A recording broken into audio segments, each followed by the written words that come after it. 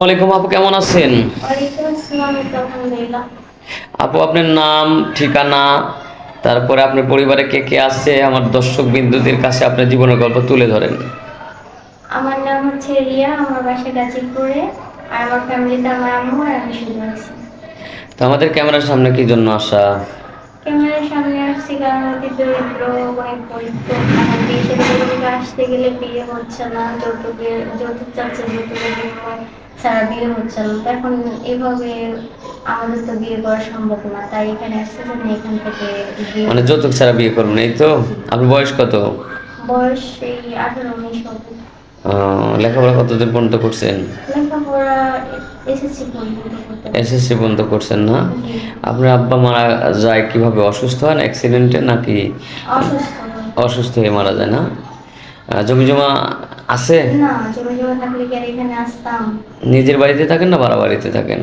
এই নিজের বাসা বলতে ছোট্ট একটা বস্তিখানার মতো ওখানে থাকি। ও, বুঝতে পারছি। তো যাই হোক, অনেক কষ্টে আছেন। তো আপনি লাইফ পার্টনার হিসেবে কেমন মানুষ চাচ্ছেন? মানুষ কেমন চাই বলতে, সে যেমনই হোক না কেন তার মন ভালো হলেই হবে। চেহারা খারাপ হলে কোনো সমস্যা নাই না? সবই তো বানানো আল্লাহর সৃষ্টি। বয়স বেশি হলে কোনো সমস্যা নেই না? না, 40-45 হলে বিয়ে করবেন? সমস্যা নেই। যদি তার বাচ্চা কাচ্চা বউ থাকে তারপরে বিয়ে করবেন? সমস্যা নেই। সমস্যা নেই নিয়ে দরকার একজন স্বামী না? দরকার স্বামীও না, বাট দরকার হচ্ছে একটা যত্নবান বা কেয়ারিং করা মানুষ। কেয়ারিং করা মানুষ হয়তো একটা আদর্শ স্বামী, এই তো? জি। সে বয়স বেশি হলে কোনো সমস্যা নাই। যদি প্রবাসে থাকে তারপরেও প্রবলেম। তার কোনো সমস্যা নেই না। না? প্রবাসে থেকে আপনাকে বিয়ে করলে তার হচ্ছে আহ, মানে তার সাথে তো ভালো ব্যবহার করবেন, বা তার সাথে বেইমানি করবেন না? স্বামীকে না খারাপ ব্যবহার করে, সবাই তো ভালো ব্যবহারই করবে, কারণ স্বামী পায়ে নিচ্ছি রেসপেক্ট না, নিয়ে অনেকে আছে ভালো ব্যবহার করে না।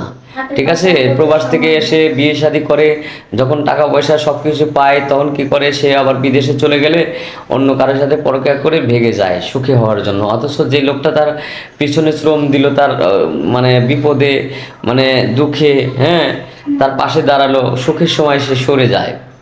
আচ্ছা, হাতের পাঁচটা আঙ্গুল কি আপনার সমান? তা কিন্তু না। সো এর মাঝে খারাপ ভালো মিশে না। জি, সেটাই বলতেছি। জি। খারাপ ভালোই খারাপ ভালো সবই আছে, আসলে সেটা করা যাবে না। যে দুঃখের পাশে থাকে সে, তাকে সুখের পাশেও কিন্তু রাখতে হয়, ঠিক আছে?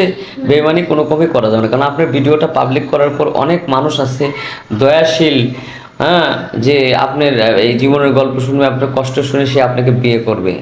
ঠিক আছে, বিয়ে করার পরে যদি মনে করেন তার সাথে বেইমানি করেন, সে কিন্তু অনেক বড় কষ্ট পাবে। আমি কেমনি করবো দেখছেন না, আমি পর্দা করি, প্লাস হচ্ছে আমার নামাজ পর্দা পড়ি করা ভালো, রোজা। ঠিক আছে, পর্দা করা অনেক ভালো।